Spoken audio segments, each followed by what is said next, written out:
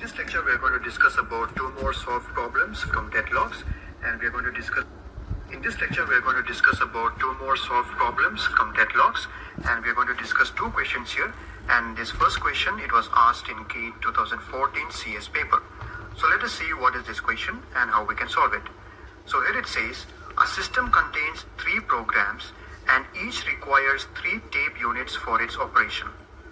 The minimum number of tape units which the system must have such that deadlocks never arise is, and there are 4 options, A6, B7, C8 and D9. So what is the question saying? It says that there are 3 programs. So just consider this as 3 processes. So we have 3 processes and each requires 3 tape units for its operation.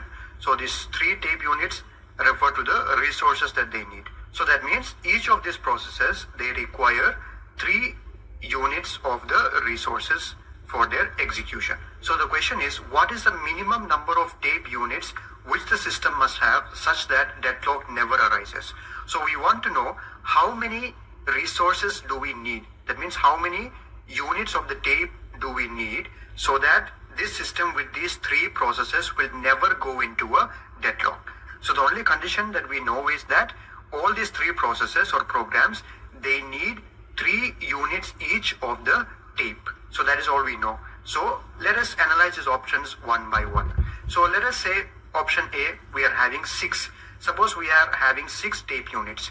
So what will happen if there are 6 tape units? Will the system ever go to a deadlock? So here let's assume that the process P1, it is allocated 3 of the tape units out of this 6 and it is doing its execution, and process P2 is also assigned 3 units of the tape and it is doing its execution. So both of them are having 3 each and they are able to continue their execution because 3 is all they need. And at that time, let's say process P3 is not requesting. Process P3 definitely needs 3 units of tape, but at that point of time, let's say that it is not requesting.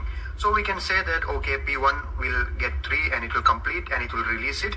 And P2 also will get 3 and it will complete and it will release. And since they have already released, P3 will now take 3 of the tape units from there and it can also complete its execution.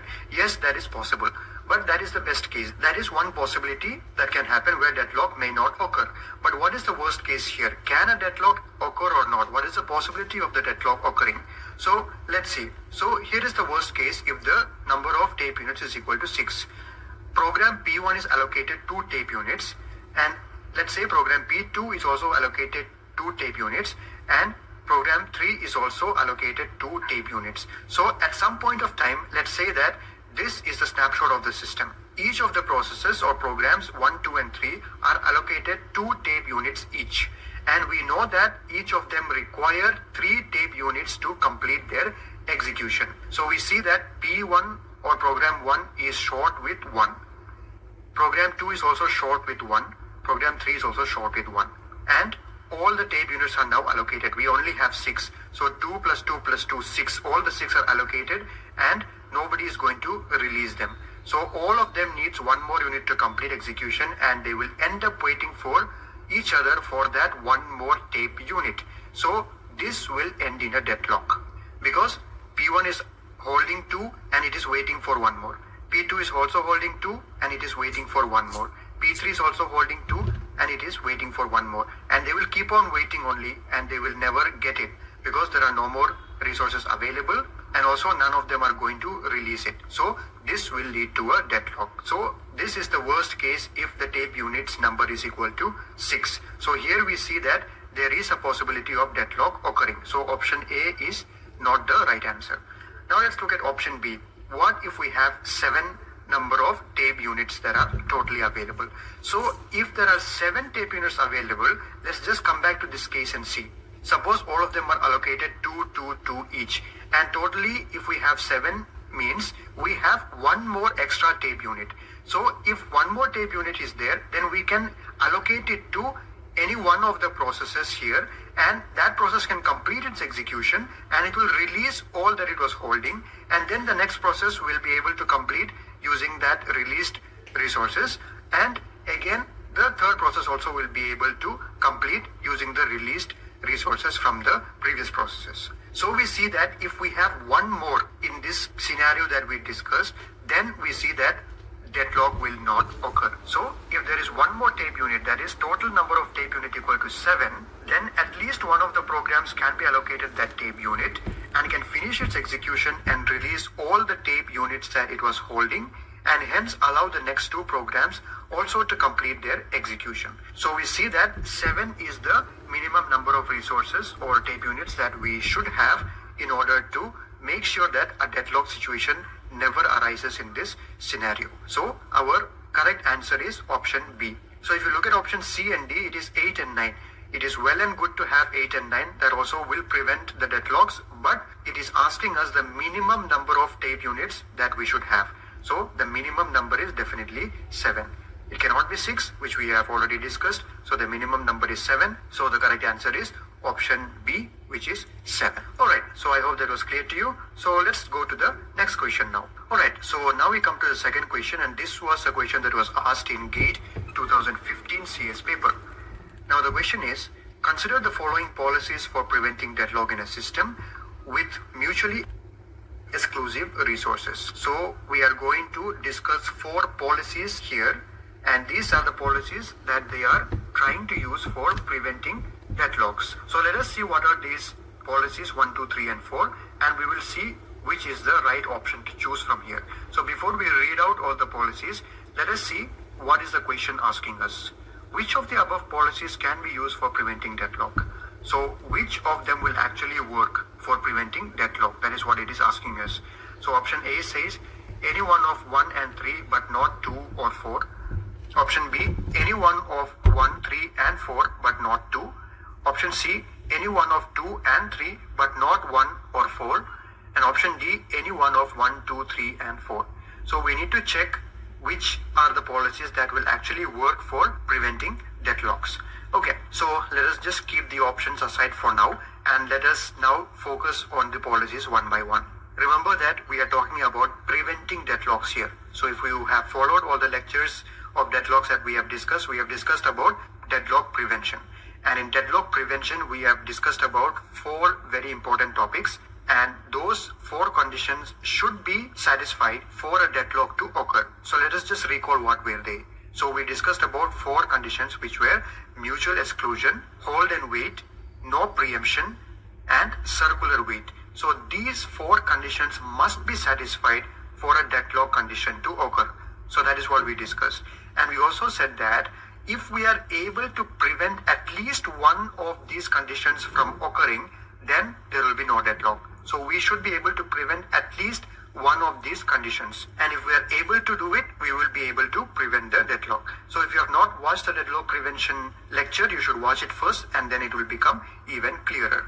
Now, what we are going to analyze from these policies 1, 2, 3 and 4 are these policies able to prevent at least one of those conditions among mutual exclusion, hold and wait, no preemption and circular wait. So if any one of these can be prevented by these policies, that means that particular policy will actually be able to prevent deadlock from occurring. Alright, so keeping that in mind, let's read the policies one by one. So the first policy says, processes should acquire all their resources at the beginning of execution. If any resource is not available, all resources acquired so far are released. So it is saying that in policy number 1, when a process is going to begin its execution, it should acquire all the resources that it needs before it begins its execution. Alright? And if it is not able to get any of the resources that it needs for the entire course of its execution, then it should release all the resources that it was holding. So it will be able to execute only when it is able to acquire everything that it will need for the course of its execution. But on the other hand, if it is not able to get at least one of the resources that it needs during the course of its execution, then it will have to release all the resources that it is even currently holding, and it will have to wait. So which of the 4 conditions that we discussed can be prevented by this first policy? So we know that there is a condition called hold and wait. So hold and wait is a process is holding some resources and it is waiting for some other resource. So what is happening? It is actually waiting for some resource which it is not getting, And also it is holding some resources. It is keeping some resources with it and it is not releasing it. So that is the condition called hold and wait. But if this first policy is implemented, then the hold and wait condition will not be satisfied. We see that if it is not able to get the resources that it needs, all resources acquired so far are released. So the hold and wait condition will not be satisfied. So hold and wait is one of the conditions among the 4 conditions that we have. And if at least one condition cannot be satisfied, that means deadlock will not occur. We have already said that. So we see that hold and wait will not be satisfied if we implement policy 1, and hence policy 1 is capable of preventing a deadlock. Let us give a green signal to policy 1. Now let's go to policy 2. Now in policy 2 it is saying the resources are numbered uniquely and processes are allowed to request for resources only in increasing resource numbers. So circular wait is another condition that must be satisfied for a deadlock to occur. But if this is followed, then circular wait cannot occur. So we have discussed a similar type of solution when we discussed about deadlock prevention. You can watch that in order to become clearer. I will not explain it again. So we see that a similar solution was implemented. So if we are numbering resources uniquely and processes are allowed to request only in increasing order of enumeration, then we see that circular wait will not hold. So again, if circular wait is not holding, it is one of the important conditions that we have for deadlocks to occur, and since that cannot hold, that means deadlock will not occur. That means policy 2 is also capable of preventing a deadlock. So green signal for policy 2 as well. Okay, so now let's look at policy number 3. The resources are numbered uniquely and processes are allowed to request for resources only in decreasing resource numbers. So this is also almost similar to policy 2. Here it was increasing order, here it is decreasing order. That is the only difference. So if you think of it logically, even if we follow a decreasing order of enumeration, even then circular wait will not hold. So that means policy number 3 is also able to stop circular wait from happening, and hence it is capable of preventing deadlock. So let's give a green signal for policy 3 as well. Okay, now the last one, policy number 4. The resources are numbered uniquely.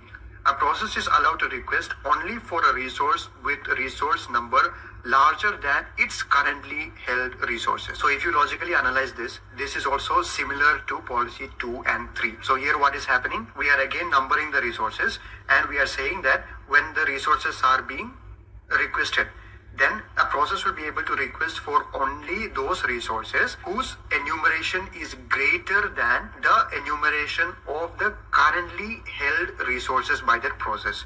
So if this is followed also, circular wait will not happen. So policy number 4 is also able to stop circular wait from happening, and hence it is also capable of preventing deadlocks. So we see that all these policies 1, 2, 3 and 4, they were able to stop at least one of the necessary conditions that must be there for deadlock to happen. So we saw that policy 1 was able to stop hold and wait, and policies 2, 3 and 4 were able to stop circular wait. So at least if one of the conditions are not satisfied, then deadlock will not occur. We have already studied that in deadlock prevention.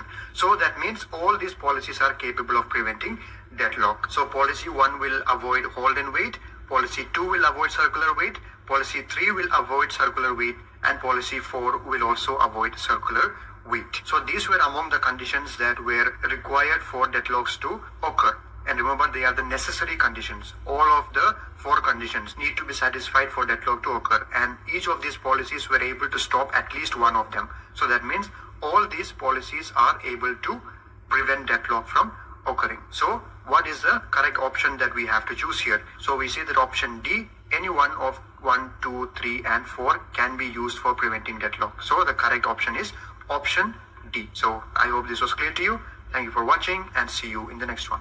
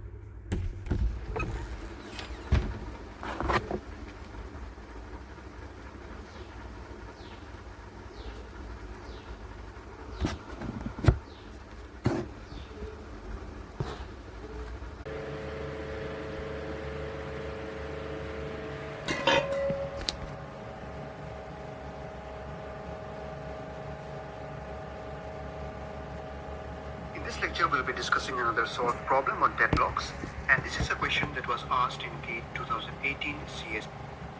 In this lecture, we'll be discussing another solved problem on deadlocks, and this is a question that was asked in GATE 2018 CS paper. Alright, so let's see what is this question.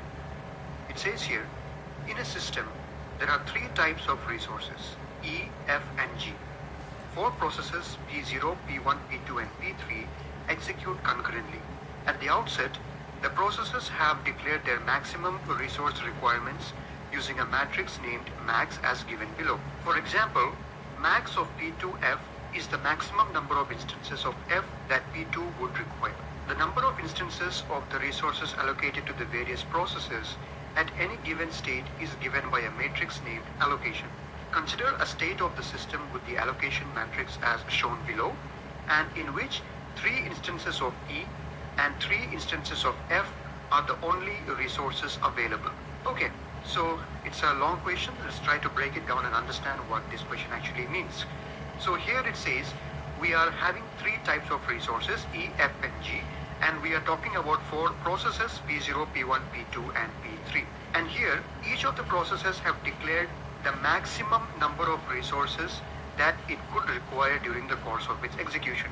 That is given in this max table. So that means each of these processes are saying how many of the resources it would need at max during its execution. So for example, for process P0, it can need a maximum of 4 resource types of type E, and it can need a maximum of 3 units of resource type F and a maximum of 1 unit of resource type G. So similarly, it's given for the other processes.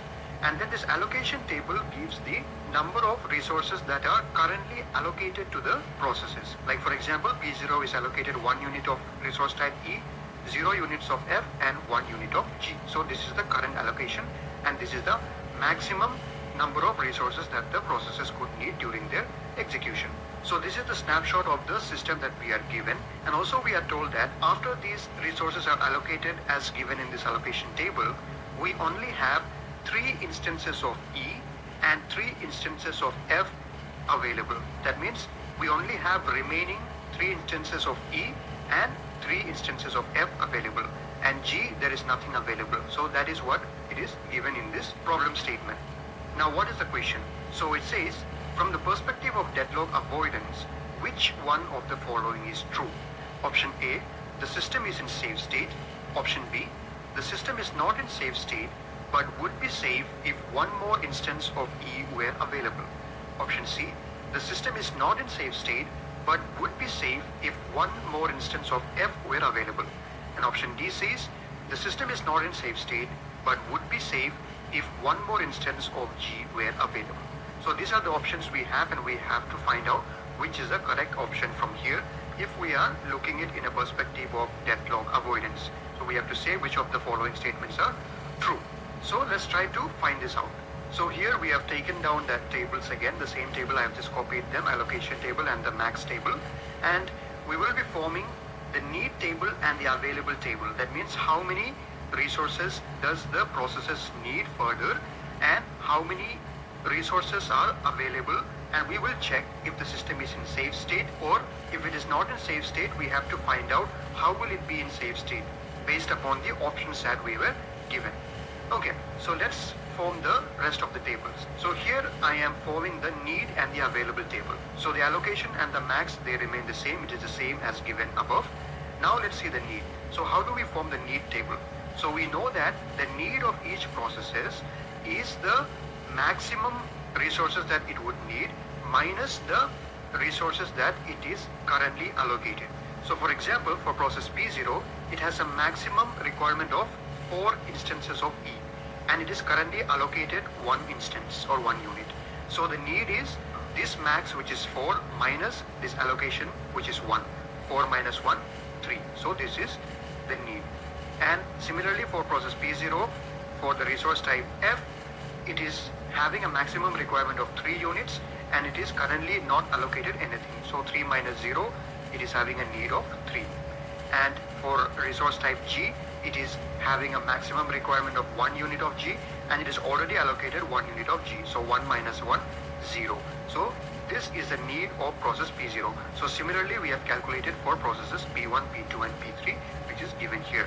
And in these columns, we will be showing the available count of each of the resources. So in the question, it was already given that after these allocations are done, there are 3 units of E, 3 units of F and nothing from G available. So 330. This is the available count at the moment. This was already given in the question.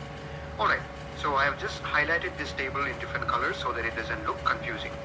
Okay, now let's see if we can find out if the system is in a safe state or not. So if we look at our table, we have an available of 330 and these are the needs of each of the processes. So let us see whose need can we process or satisfy at the moment. So if you look at process P0, it is having a need of 330 and we have exactly 330. So process P0's request can be satisfied. What about process P1? P1 is having a need of 102, but we are having 330. Here we see that it needs 2 units of G, which we don't have. So P1 cannot be satisfied. What about P2? P2 needs 030. It needs just 3 units of F, which we have. So P2 also is something that we can satisfy. And what about P3? P3 needs 341. So it needs 4 units of F, which we don't have. We have only 3. And it needs 1 unit of G, which we don't have. So the only processes that can be satisfied are either process P0 or P2. Okay, so let's say that we are satisfying the need of process P0. So if we satisfy the need of process P0, what will happen? Process P0 will be executing and it will complete its execution. So once it completes its execution, it will release all the resources that it was allocated. So the available count would increase once it finishes its execution. Okay, so let's say that P0 executes now. So we will mark it in green, signifying that P0 has completed its execution.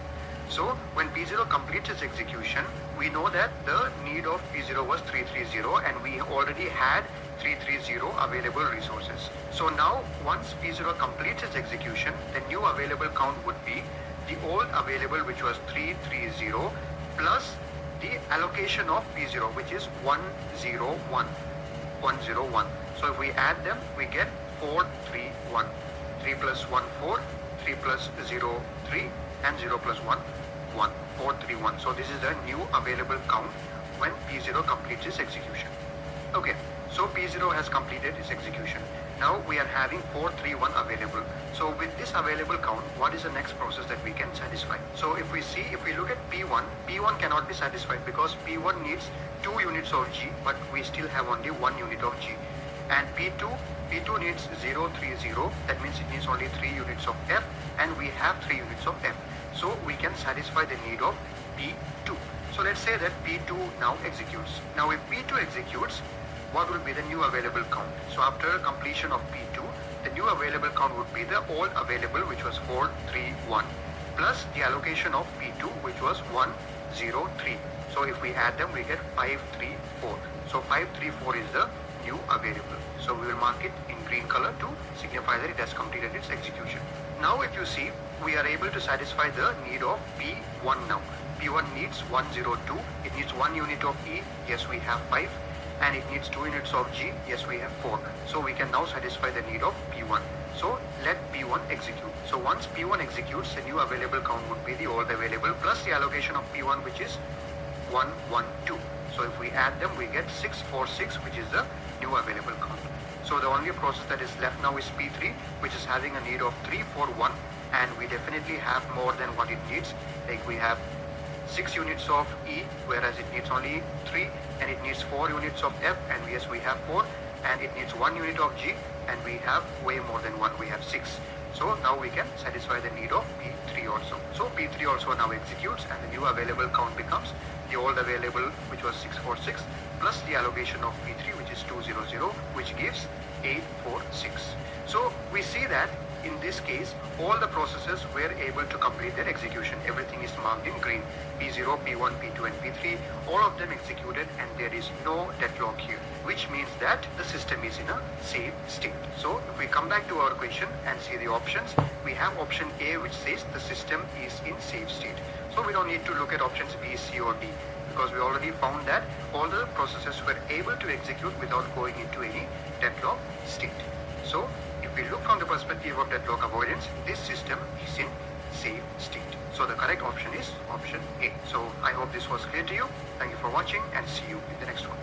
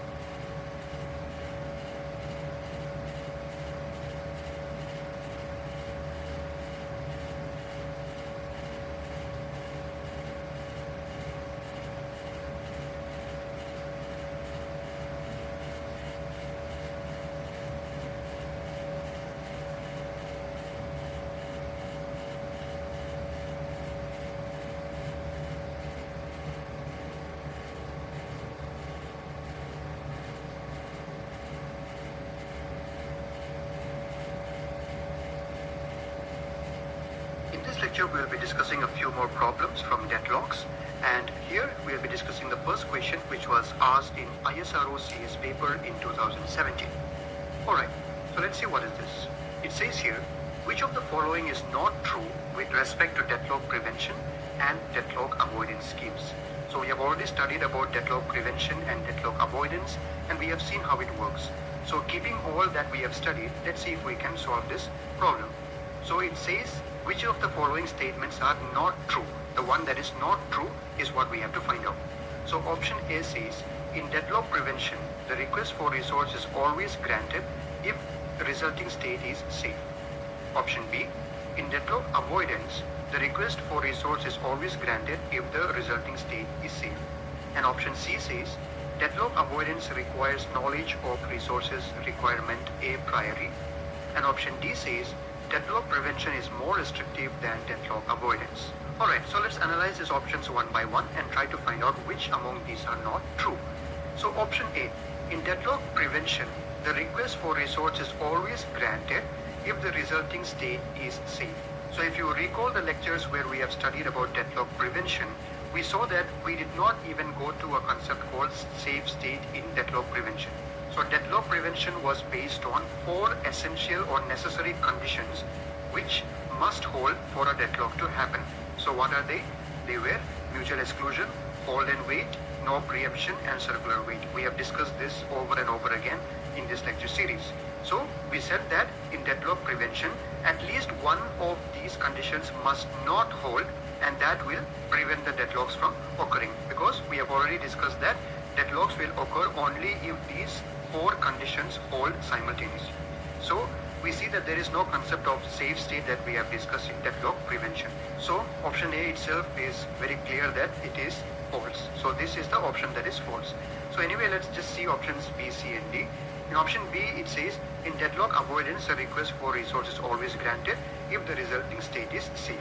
Yes, in deadlock avoidance, when we studied, we introduced the concept of safe state, and in deadlock avoidance, we used to grant the request when we are sure that the resulting state is a safe state. So this is a true statement.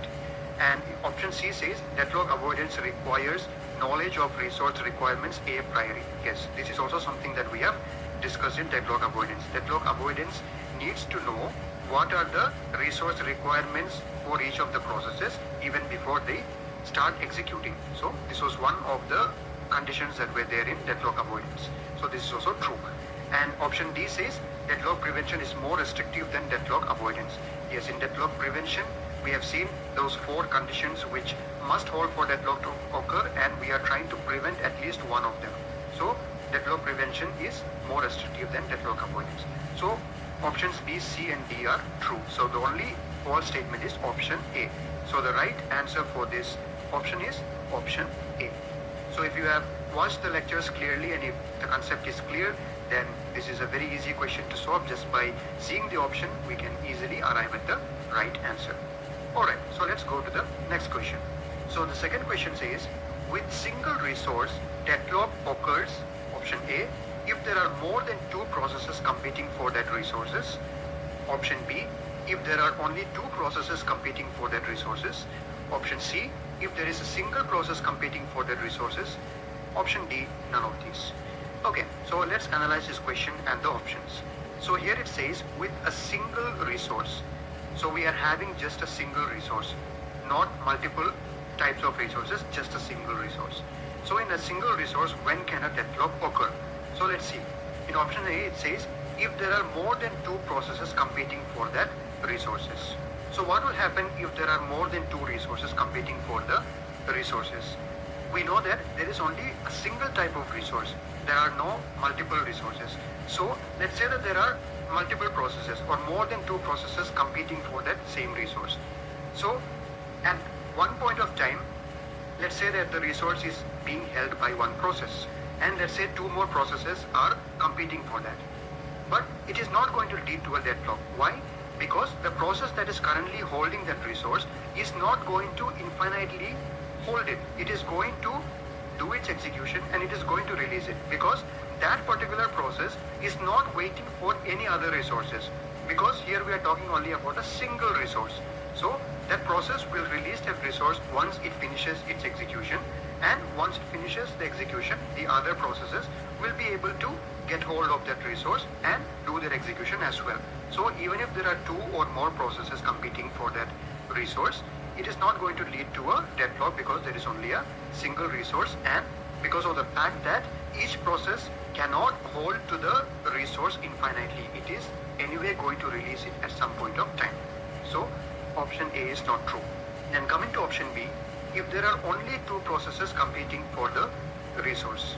So even if there are only two processes, it is somehow similar to the first option that we discussed. Let's say there are just two processes, P1 and P2, and there is one resource R. So both of them wants to get hold of resource R. So let's say one of the process gets hold of it. Process P1 is getting hold and it is using resource R. So at that time P2 will be waiting for it. And once P1 completes its execution, it is going to release it, and then P2 will get that resource and it can use it. There will be no deadlock. So deadlock can only occur if P1 is holding a resource and it is waiting for another resource. So keep in mind, another resource that P2 may be holding, and P2 is waiting for the first resource that is being held by P1. A cycle is being formed. So the cycle can only form if there are multiple resources. But since there is only a single resource, and because of the fact that a process cannot hold on to a resource infinitely, even in option B, we see that this is not true. So deadlock cannot occur even if there are only two processes competing. And option C, if there is a single process competing for that resources. So this is obviously not true. If there is a single process and a single resource, why would there be a deadlock? There will never be a deadlock. So option C is anyway not true. So we see that A, B, C, all of them are not true. So the correct answer is option D, none of these. So with a single resource, these given options A, B and C, in none of these conditions a deadlock would occur. So the correct option is option D, none of these. Alright, so now let's go to the next question. Okay, so here is the next question, question number 3. This was asked in ISRO CS paper 2013. So in this question it says, which of the following is not a necessary condition for deadlock? Option A, mutual exclusion. Option B, re-entrancy. Option C, hold and wait. And option D, no preemption. So this is something that we have discussed over and over again in this lecture series. What are the 4 necessary conditions that should hold for a deadlock to occur? We have discussed very clearly mutual exclusion, no preemption, hold and wait, and circular wait. These 4 conditions must hold simultaneously for a deadlock to occur. So which is not a necessary condition here? We know about mutual exclusion, hold and wait, and no preemption.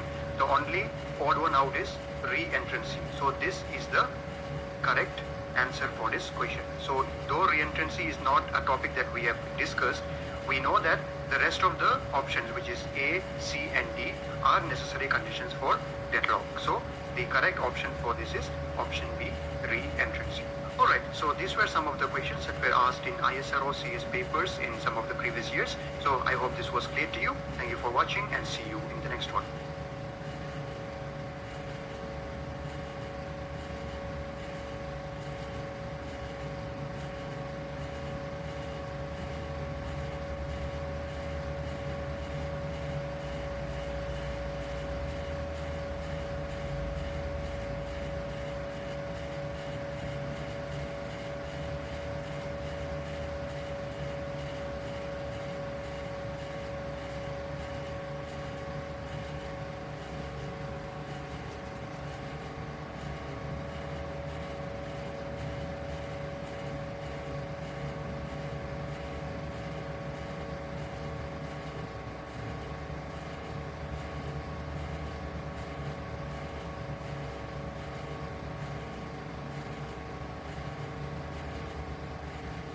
In this lecture, we'll be discussing a few more solved problems on deadlocks.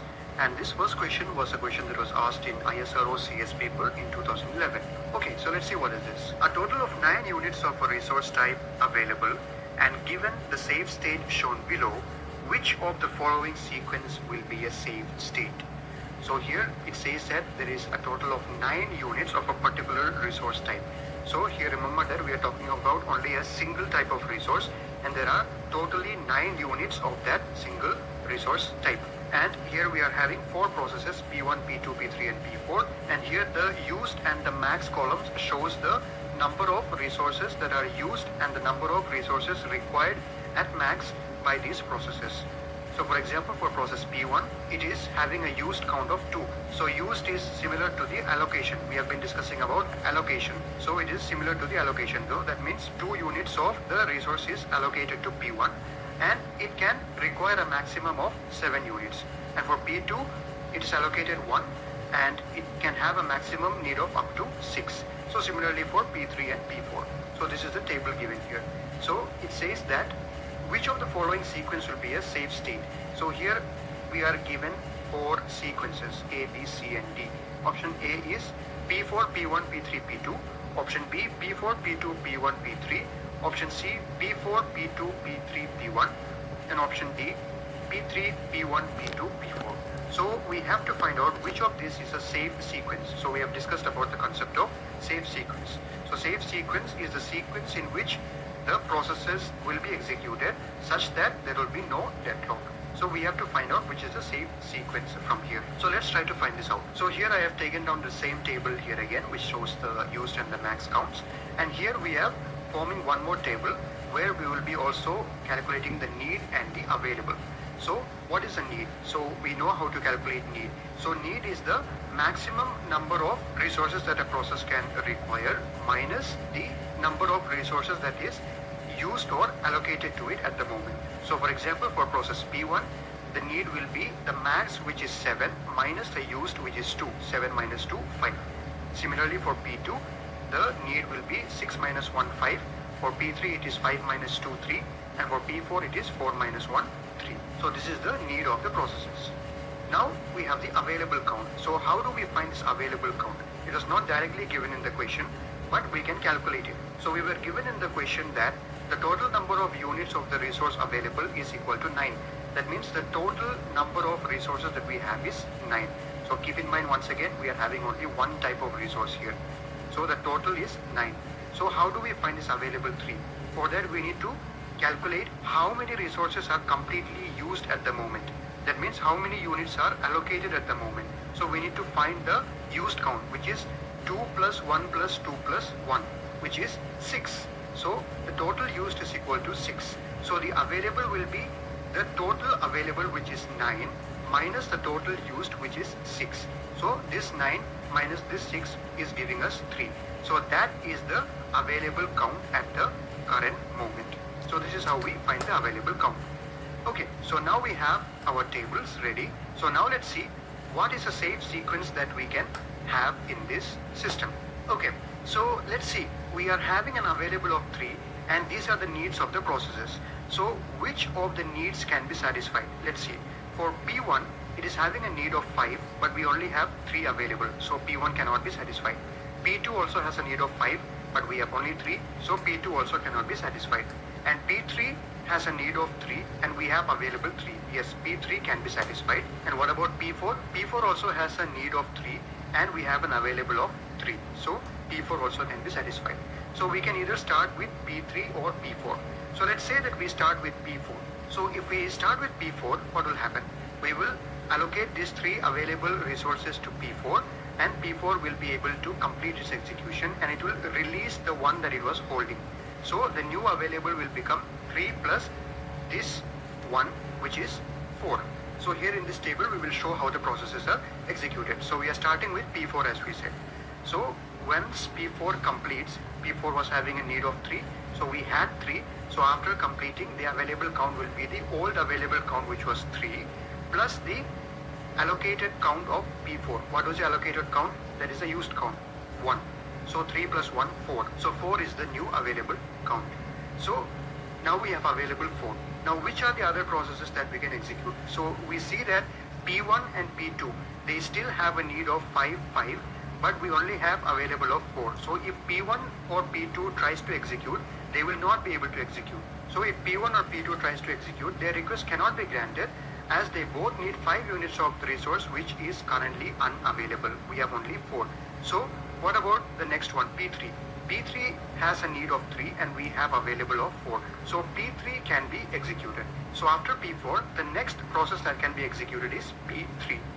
Okay, so we can go with P3, but before that, let's just take a look at the options that were given to us again. So here, these were the options that were given to us in the question. So option A, B, C, all these options start with P4. Now, if they start with P4, we know what should be the next process. We just discussed now that after P4 is executed, the only next process that can be executed is P3, because we have discussed only P3's need is less than or equal to the available count that we have at the moment. So after P4, the next process should be P3. But if you look at option A, after P4 it is P1. So definitely we cannot execute P1 because P1 needs 5 and we don't have that much. And in option B also, after P4 it is P2 and P2 also needs 5 we see. But at the moment we have only 4. So option B is also not correct. And option C also, after P4 it is P2. So we know that after P4, P2 cannot execute. We just discussed it now. So we see that option A, B and C are definitely not the right options. So the only option that is left is option D, which will be the right option. So option D starts with P3. So we already said that we could also start with P3 in the beginning. So if we start with P3, P3 can execute and release, and after that P1, P2 and P4, the execution can happen like this.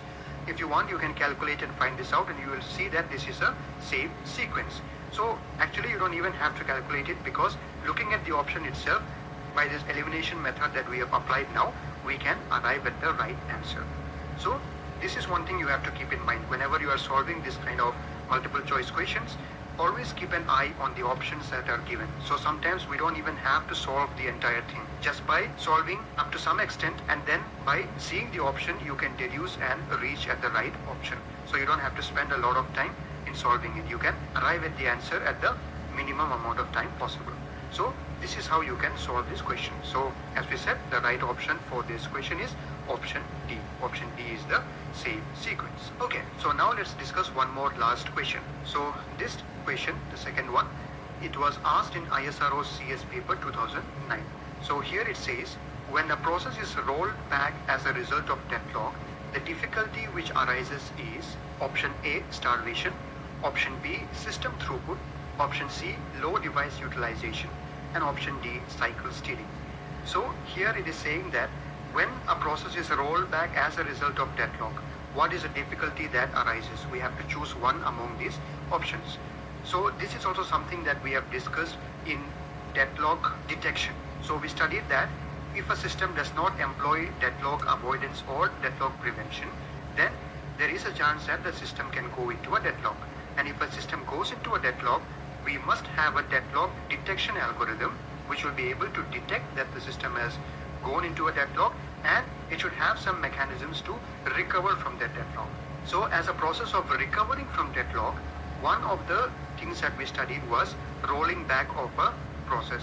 So when is a process rolled back? A process may be terminated. We studied that a process can be terminated either completely or there can be a partial termination. So in either cases, there is a rollback of the process. That means the process is rolled back to some of its initial states. So when a rollback happens, what is the difficulty that arises? So we discussed that when we write an algorithm for a rolling back of a process, that means we need to choose which is the process that has to be terminated, which is the process that has to be rolled back. So it can happen that the process with the least priority is the one that is being rolled back. So the algorithm can be written in such a way that the process with the least priority or the process that is holding the minimum number of resources, these processes could be the one that is being rolled back. So a case can occur when these processes are chosen again and again. So whenever a system goes into a deadlock, we have to choose a victim process that has to be terminated and rolled back. So this process of the least priority may be the one that is chosen again and again and again. So it can lead to starvation of that process. So that process may not be able to ever execute. Whenever a deadlock happens, that is the only one that is chosen, and because of that, that is the only one that is being terminated again and again, and it may end up never getting a chance to execute completely. So this is a difficulty that can arise. So the correct option is starvation. We have already discussed about this, and we also discussed a way in which this can be avoided. So that is something that we have discussed while studying about the recovery from deadlock. But as for this question, the difficulty that can arise is starvation. So the other options are not valid here. So starvation is the difficulty that can arise when a process is rolled back as a result of deadlock. Okay, so with this we come to the end of these questions. These were again some questions that were asked in ISRO CS paper in some of the previous years from the topic deadlocks in operating systems. So I hope this was all clear to you. Thank you for watching and see you in the next one.